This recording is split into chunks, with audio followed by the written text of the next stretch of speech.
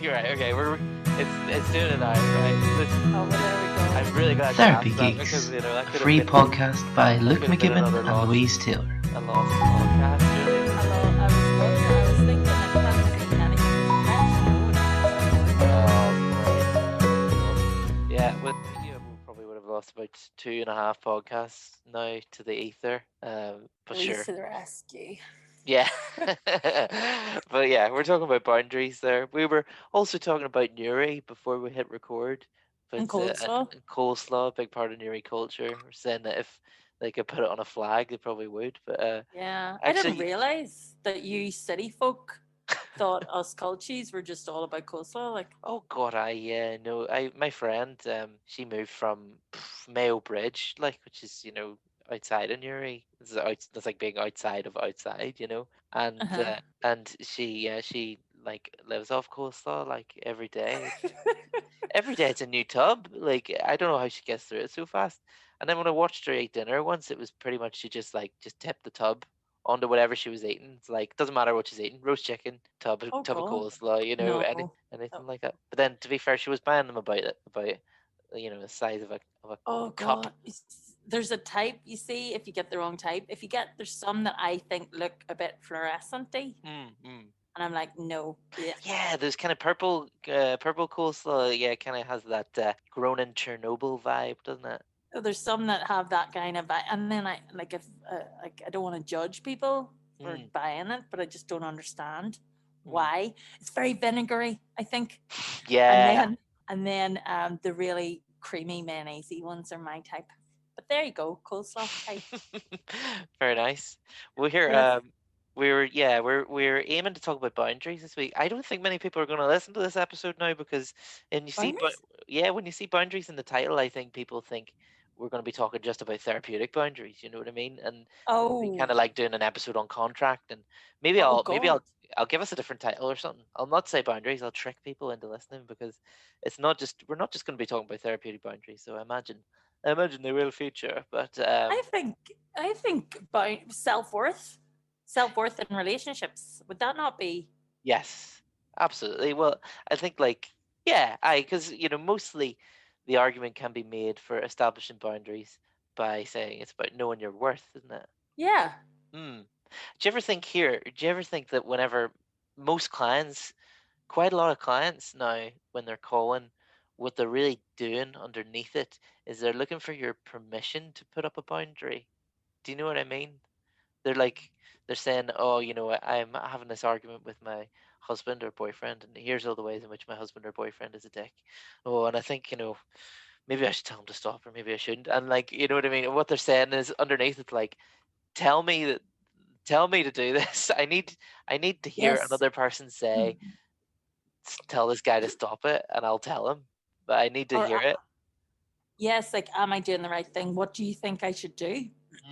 Yeah, because And in a way, like you would always feel like you're being selfish, I suppose, when you're putting up a boundary. It's probably why that third person it helps so much.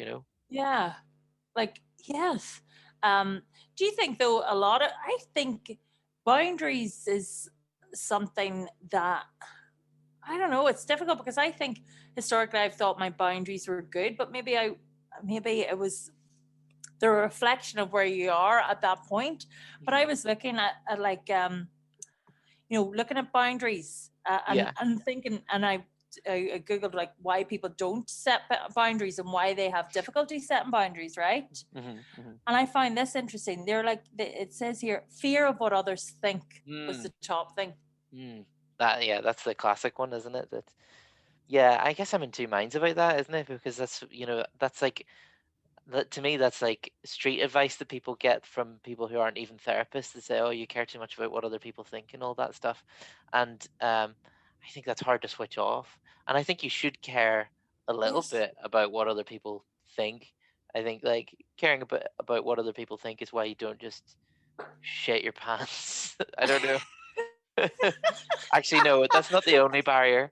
That's otherwise you would shit your pants when you're alone. But like, it's yeah. What I'm saying is, it's an important thing to stop people from doing things that are horrible. Um, Yeah. yeah, but like, so sorry, that was one reason. That's the reason that people don't set boundaries? I mean, like in Yeah. those cases, sometimes, yeah, you do have to sort of uh, bypass the worry about what other people think, because sometimes you just have to focus on your own needs. Yeah, and assume others will be mad. Now, I would say that one of the major issues that I've had around setting boundaries is about worrying I'll upset or worrying that it's not necessarily. Like, I do find it odd people saying like, "Oh, you're a people pleaser. You worry too much about what people think," for exactly the reason you said. Hmm. I think I think it's kind or like it's nice to think or be mindful of what others might think or how you might impact them. But Hmm. it's also important to think, well, if I'm trying to please all the people, I can't please all the people all the time. Sure, sure. So That's the yes, difference. so yeah, what, like, I guess the issue that everyone has, the when it comes to this, is where is the line where is the line between being a nice person and people pleasing? Yes. Where is that? And yeah, obviously there's no concrete answer, but sometimes it's important to ask a client that, to have them set that themselves, a boundary past which they should set boundaries. Yes. And also this is something for me. It's like boundaries is you don't want to upset people. Hmm. And also for me, I've often second guessed what's reasonable Hmm. and a moderate request of people. Hmm. Because in a boundary, you're requesting that people respect this boundary. And when you Yeah, put it down, yeah. there's a consequence for it being just well, that's the whole point. There's a there's a consequence of it, Mm, being crossed. Is yeah. that not the point of the boundary? Are you saying that it's a definite place, so where your responsibility ends and another person's begins? Well, if you're setting boundaries, you're saying this is what I expect, this is what I would like, right? Mm, yeah. So then if that's the with counseling and with supporting people in setting boundaries, it's often around your self worth and protecting your well-being and protecting Mm, yourself. yeah. So then for if a boundary's set and it's crossed, well, what's the point in setting them if you don't do something when they're Mm, crossed? You know what I mean? yes. Well, this is it. Yeah, then that's a very much a soft boundary with a fake boundary. Yeah, like, I because the challenge isn't just putting it there; it's enforcing it. Yes. It's about keeping it there. And yeah, what do you think about setting boundaries with people who need help? Because this is one of the lesser discussed topics of this. It's like sometimes there's people who need therapy or need medication or need something else, and they're maybe using their friend for that, and you know friend feels out of their depth and drained and compassion fatigue and all that. Like, do you think there's times then when you'd have to set a boundary and say, you have to get help, you can't just use me for this? Yeah. Well, yeah, I would think like I would say you got to be aware of your limits. Mm, And also if you stay true to yourself, there's no reason, right? Say somebody gets in touch with you and they're really really wanting support. mhm, You either say like you can say things like I want to help you but I don't think I'm equipped and mm, I really think this is something for professionals, right? Or you can say like right now I'm a bit busy and stuff like that. I can talk to you about it tomorrow at 6, or mhm, mhm, depending on what you want. But I think what I see from people a lot more is unhealthy relationships or maybe unhealthy supporting each other, kind of pseudo counseling. Like they will get mm. into it and then they won't know when to cut it off. So this Right. relationship is developed in a pseudo counseling way and sharing traumas and sharing things. And then if it gets a bit more intense or a bit more serious, people don't know what to do. Mhm. They can be embarrassed about there being no boundaries and then all of a sudden introducing boundaries into a relationship. You see what I mean? Yes, yes. Yeah, no, I know what you mean. I've nothing to add, but but I But know what you mean. yeah, but I think it's about intentions. So Yeah. if you go like sometimes people are offended if you say Mm, to them, I think you should go to counselling. mm. That needs to go. That needs to be addressed. I think normalising saying to people, what about counselling? What about therapy? You Yes, I know, suppose that's the ever-present issue of stigma, isn't it? I do feel like yes. there's been a huge amount of progress made in the last 10 or so years, regarding stigma and mental health. Obviously, there's still work to be done, but yeah, like it's it's getting there. It's just yeah, but there's still more to do. But yeah, people can be offended by saying like you need counselling, and people can be invalidating towards themselves to stop themselves going as well. You know, they'll say, "Oh, well, my problems aren't big enough," as if every client that we speak to is a child called it. You know what I mean? Like that. Yeah. There's, and you hear this from people like they're saying, "Oh, well, I hate taking up your time. There must be people who need this more, like queuing Yes. out the door," and it's like, I don't just suffering doesn't work that way. You know, if your suffering was invalidated by other people suffering more, then what is like only one person in the world allowed to suffer at the time? Is that like only the person suffering the most can suffer? Is that what it is? Yeah, Because only the person suffering, like having the most trauma ever, is allowed to go for some mild counselling, therapeutic intervention. yeah, It just doesn't. yeah, yeah, you know, and also, I was thinking about was saying about counselling and telling people to, maybe you should go to counselling, being, mm, seen as an insult. And I think that's because people have used it as an insult. You yeah. need help. You need help. You God, need yeah, therapy. You yeah, need a psychiatrist. And how many times that's used in domestic abuse a lot. yes. That's used in verbal abuse a lot. Hmm. It's gaslighting. It's Mm, used. It's well known that people who will tell people, and I don't like going on, but narcissists hmm. will tell people you need a psychiatrist. You're crazy. You need a Mm, psychiatrist. You need to talk to somebody. And mhm, I watched a program recently, right, about what was it? Australia, married at first sight, mhm. right? Yeah. Hey, you don't like, need to feel guilty. I can see it in your face. You don't need to. oh no, no, I've I been don't. watching I some was like this trash. year. I haven't been watching trash for a lot. I missed it, and I wasn't watching TV for a couple of years there, and I'm back in the game, back in the game. And I was like, what was it? Married at first sight, and they were getting to know each other. This couple, one of the couples, and they were very physical. Like they really fancied each other. Like Uh-huh. they really the lust and their sparks flying. They were getting on. And I remember she was like starting to open up emotionally to Hmm. him. Uh-huh. And he turned around and said, I'm not your therapist. Oof. Ouch. Ooh, What a move. That's a horrible thing ooh. to say to somebody. I Yeah, mean, he like, said, I'm not your therapist. And I was like, wow. that's really interesting because it's like, obviously your romantic partner's not your therapist, but what what are you then? You know what I mean? What are you allowed to tell him Yeah. in a relationship? Like I think that would be an appropriate thing to say if she was expecting clinical advice or a, a prescription from him, you know what I mean? But I Yes. mean No, she like was you can opening be up. empathic, you can be nice, without being a therapist is what I'm I saying. think I think she was being emotionally like she was being emotionally intimate. She was Mm, sharing herself, and she was mm. saying, this is who I am, and this is where I come from and what I've been. Yes. And I think you should know because it's part of me.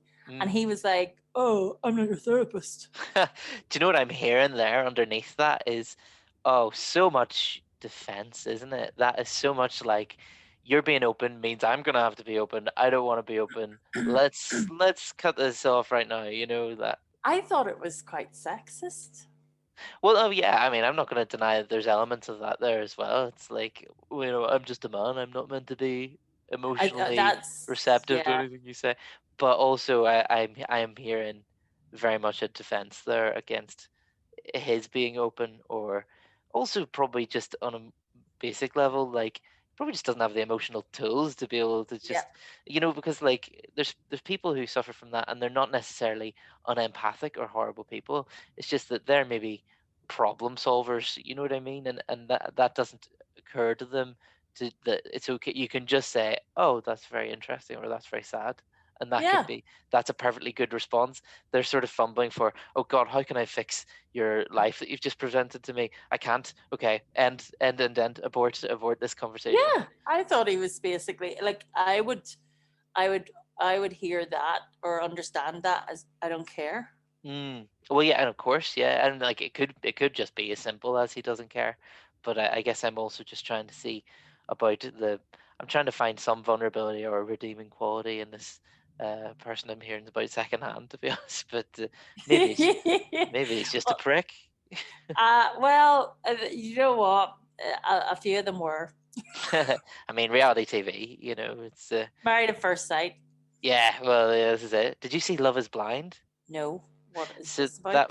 this was like, to me it has a weird place in history, Love Is Blind, because it was it was pretty much right. It was kind of bordering lockdown TV because it came out, I think, in February, and just before everything sort of shut up. But basically, it was about it was a romance show, but these people were in pods together, so they couldn't see or hear each other.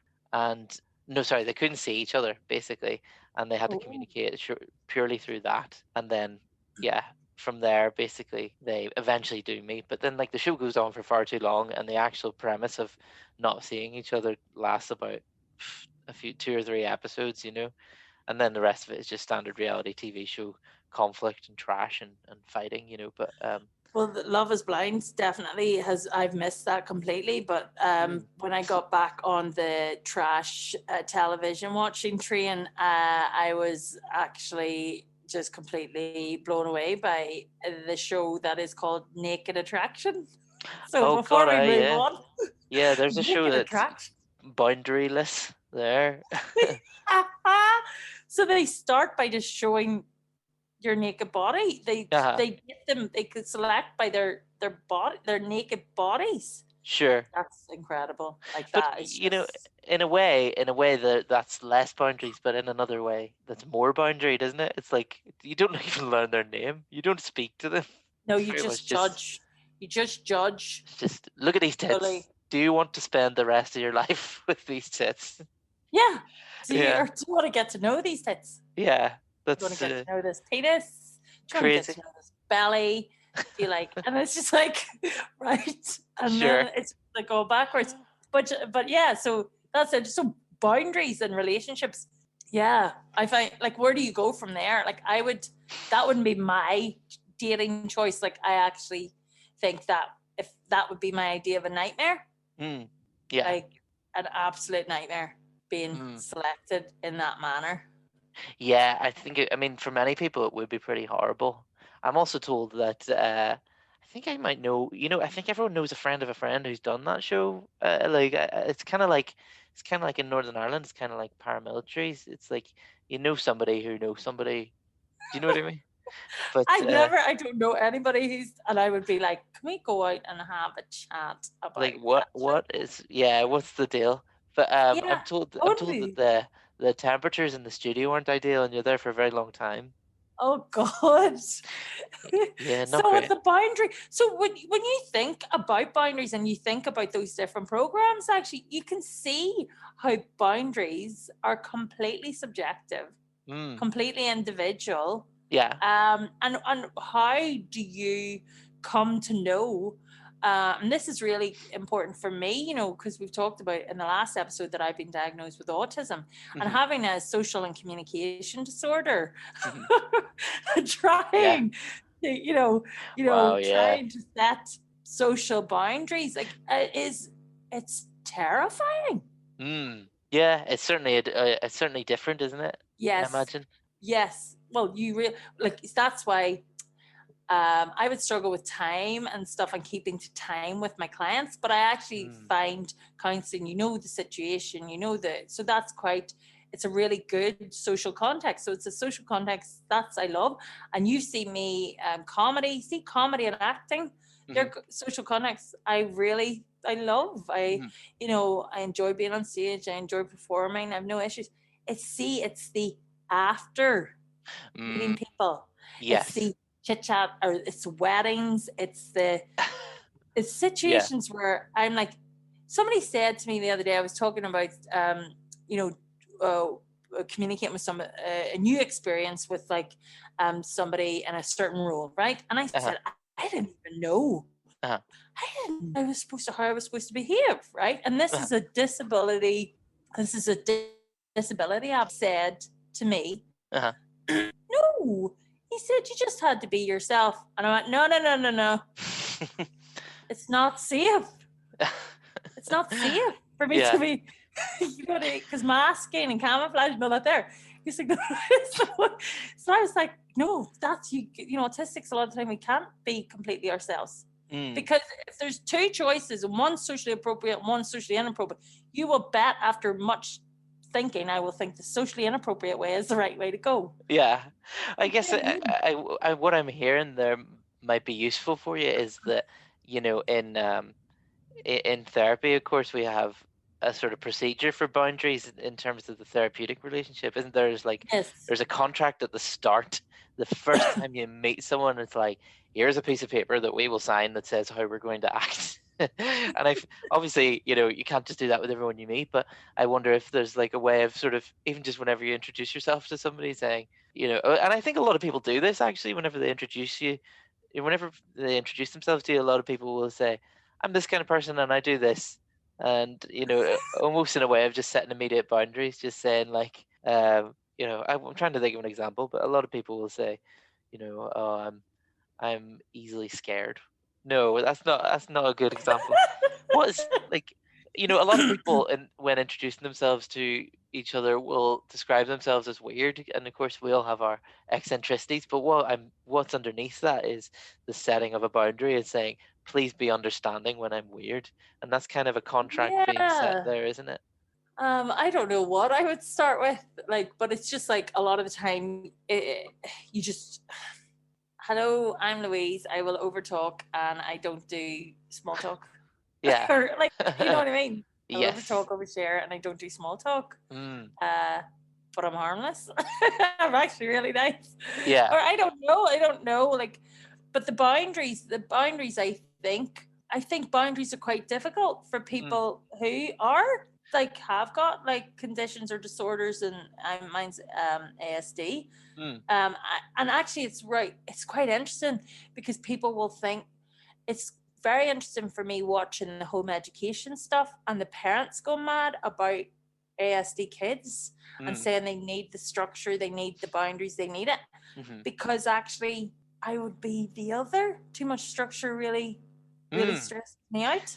I think, yeah, this is it. Is that when it comes to ASD and learning disability, obviously, you've got a better perspective because you're living it. But in my experience as a support worker, it's like, it's important, I suppose, for modern society to medicalize some things and to talk about symptoms and to have a DSM and things like that. Yes. Obviously, everyone can talk about how that's imperfect in many ways.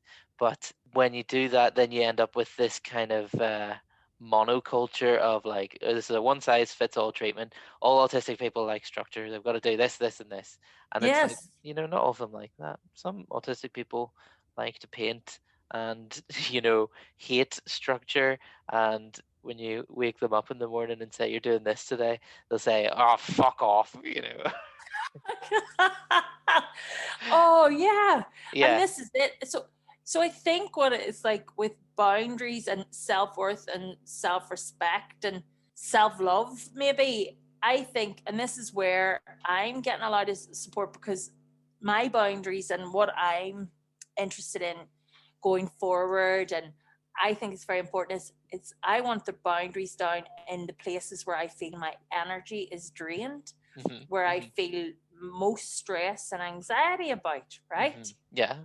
And I'm trying, and this is where I think sometimes people can go, I'm putting boundaries down Yeah. because I'm worth it. And actually, they're just being A a bit dick. mean.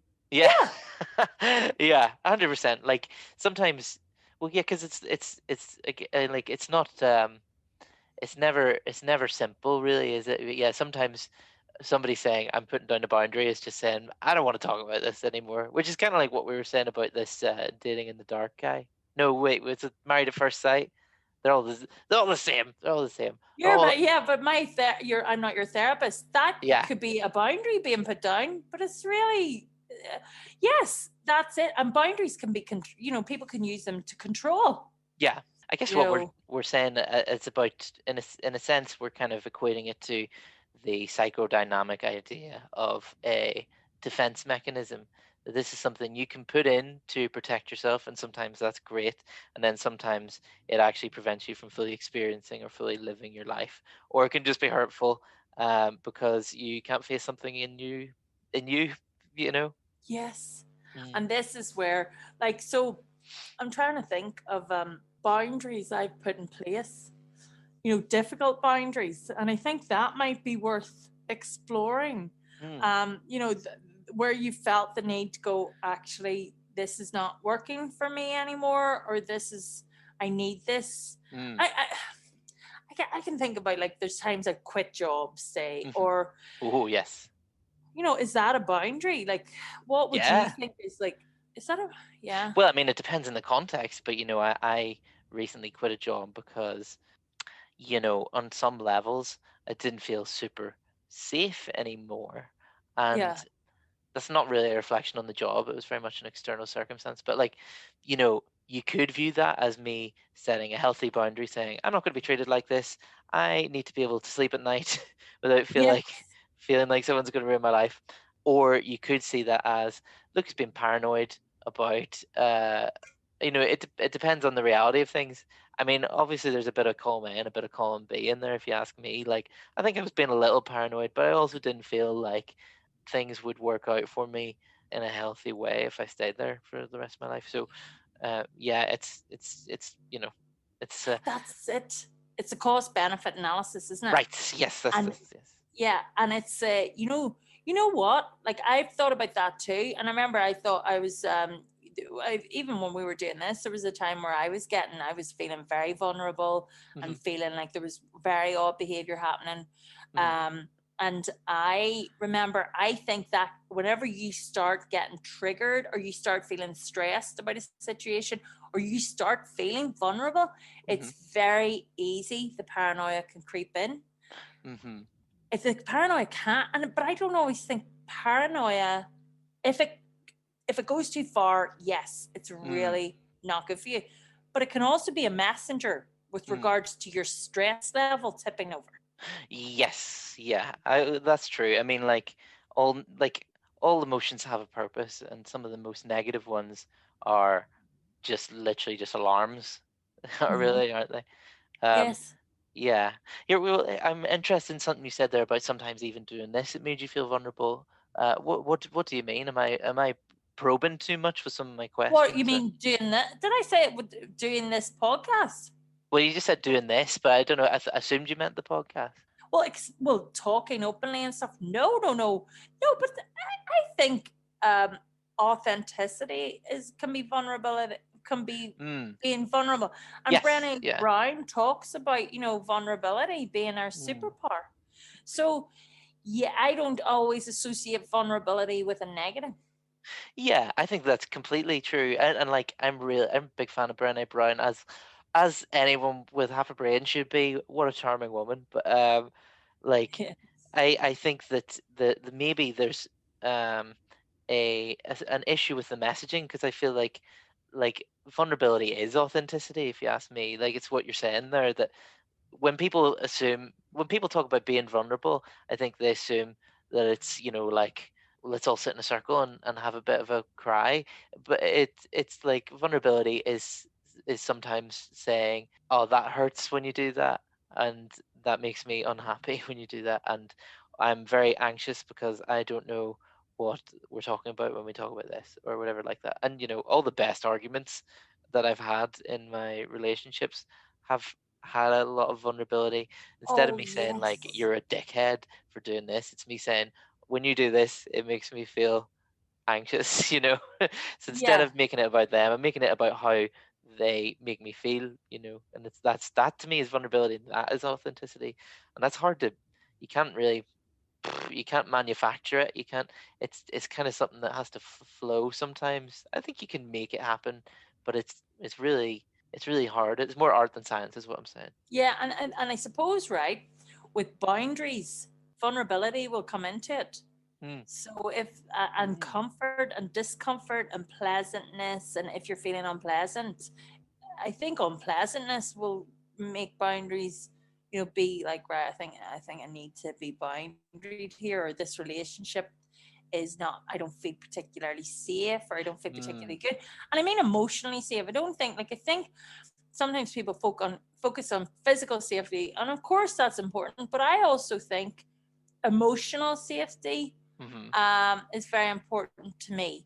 Feeling safe with a person to be myself, you Mm. know, as in, Yes. yeah. So, yeah, I can be. See, being vulnerable would be me. Some people would say being open about being autistic. Mm. That's exposed. That's Yeah, it takes a certain amount of vulnerability, and vulnerability always requires courage. It's never uncourageous. It's never cowardly to be vulnerable. It's never easy to say, "Oh, I'm Louise and I have an autism spectrum disorder," or yes. whatever way you prefer to say it. But I suppose why that why that's easier with time is the cost, right? What had to happen to get there? Mm. So for years, like they talk about, and I'm writing an article at the minute actually about masking and all that there, because this is all so new to me, right? Mm-hmm. But I think about I didn't do it consciously. I think masking's not a great word. I think it's more about surviving and just trying to pass and Mm-hmm. not get abused or not get bullied and not get, not people mean. But Mm. I think, I don't know, I think now being open and honest and saying, yeah, I'm Louise and I have ASD and I'm autistic is a relief compared to all Mm. the years where I was like, no, I'm normal. Yeah. Well, It see, was so stressful. this is also like the flip side of it, though, isn't it? Is that like being vulnerable and authentic is difficult, but also very gratifying, very rewarding, and Oh, yeah. there's like a single line in On Becoming a Person, which, as we said before, I have not read. Um, there's a single line in it which I think it's like Carl Rogers just throws that line away, but to me it's like, oh, this is the big one. Oh, This is why it's so good. This is why it's so important. It's like this is why sometimes after good therapy or after like a good shift in my current therapy job, I'll sometimes feel like elated. And he just said like, oh, understanding is rewarding, like he just threw oh, that away in the middle of a sentence as if like, hey, hold up, understanding someone and truly feeling like you get them is, and feeling got is amazing. Like it is well, really yes. nice. Well, this is where, and you think we've been doing this for 3 years, and the Uh, journey that we've both been on, you're changing career, we're both growing aye, in front of the listeners' ears. aye. But you think about that too, the curious paradox. mm, Only when I accept myself just as I am, then can I mm. change. So the journey is still going. It's for me, Yes. it's still unfolding. It's never ending. There's always more to accept, and when things change then there's more to accept. And yeah, Yeah. it is a real.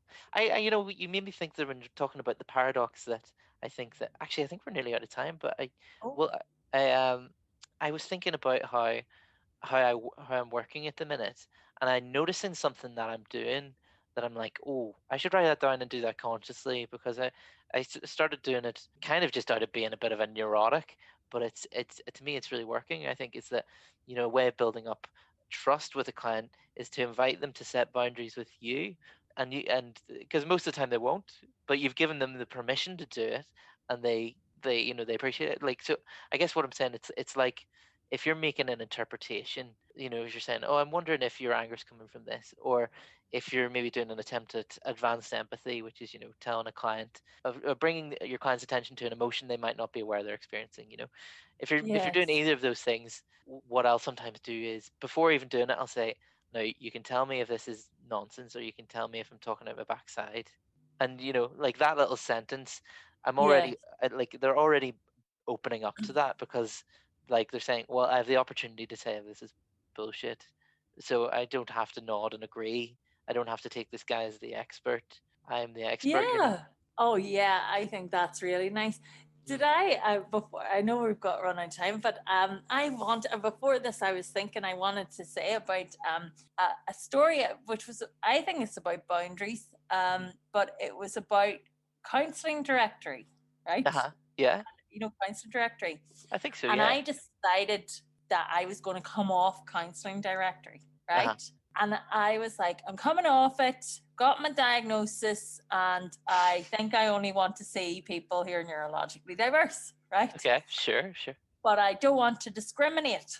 Hmm. So I'll just come off counselling directory, right? Can't you just say you specialize in Well, neurodiverse? this is it. Mm. Because this is what happened. So I wrote to them, Uh-huh. right? Because this is where I was thinking boundaries and, you know, like I have a social and communication disorder. So I was thinking, no, don't. You're good. Don't lie to anybody. Don't annoy anybody. This is it. This is exactly what we're talking about. Because I was putting down a boundary, but it was ridiculous. Uh-huh. Like, but this is where it's quite good to work with others. Anyway, I wrote to counselling director and said, right, can you take my page down? Because you have to write to them. And Uh-huh. they phoned me up, right? Ah, okay. And I went, hello. She said, this is such and such from counselling directory. I went, hello. She says, do you want to postpone it or do you want to suspend it or do you want to just cancel it or suspend it? And I went, I'm going to be honest. I'm going to be honest. I was like, you know, I've just been diagnosed with autism. And there was a big silence. Uh-huh. And she was like, I'm sorry. And I went, don't be, I'm really relieved, right? Uh-huh. Uh-huh. And then I started telling her, I said, this is the way I feel. I said, I attract a lot of neurologically diverse people and I find them brilliant and I love working with neurodiverse, but I don't really think I want to work with, and I don't like the words are quite, but I'm trying to, you know, it's stereotypical and stuff. I said, I find it quite harder and also have a bit more anxiety around it while I'm coming to terms. And I feel like looking back, I can see that ADHD, autism, all that there. It was effortless for me. And this is what I really want to. She said, well, just write all that you've written down. Just write it all down. She said, be honest. She said, that's what we want. I said, I can't work with people who will just be slagging off everybody else. I can't do it. I said, I don't want to be rude to them. And I know there's counsellors and support who can do it. I said, but I can't because I don't want to be too blunt and too honest. And she was like, no, there's more and more of us want people like you who are going to be really honest and just say, you know, I'm not coming from I'm not coming from a place of superiority or anything. I'm coming from a place of this is what I think. And she was saying to me, just write like what you said, specialize in it, be very honest about the clients you want, be very honest about the work that you're wanting to take on in the client group and market yourself as a neurologically diverse therapist. And then she put me in touch with another autistic therapist. And then she encouraged me to write a blog and I wrote my first blog for them. I think that's brilliant. Yeah, like that's absolutely the right thing to do. It's like, yeah, like to be like boundaries sometimes doesn't necessarily involve closing yourself off in certain directions. It just involves yourself opening up in other directions. Well, I did, but the boundaries are these are the clients. This is who. So yes, you're right. I went instead. I over boundaried. I overwent. Oh, forget. I'm going to make myself completely inaccessible. But that wasn't what I wanted. I just didn't know how to put that boundary down, and I was scared. I was scared of offending people. I was scared of because you know, this is my practice and this is their page. So I thought, you know. But then whenever they gave that discussion, not just openness, that vulnerability, I suppose that authenticity led to them helping me to actually achieve what I wanted. Yes. Well, this is it. Like really good, clear vulnerability gives people a roadmap to working with you better.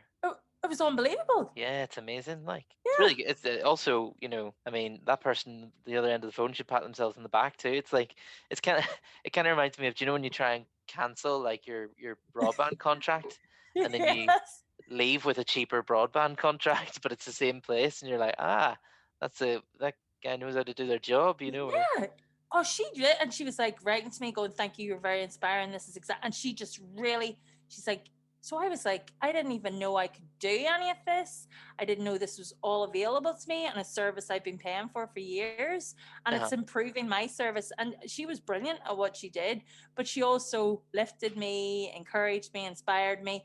And, it's a scary thing, saying I'm an autistic therapist. There's not a lot of us out there.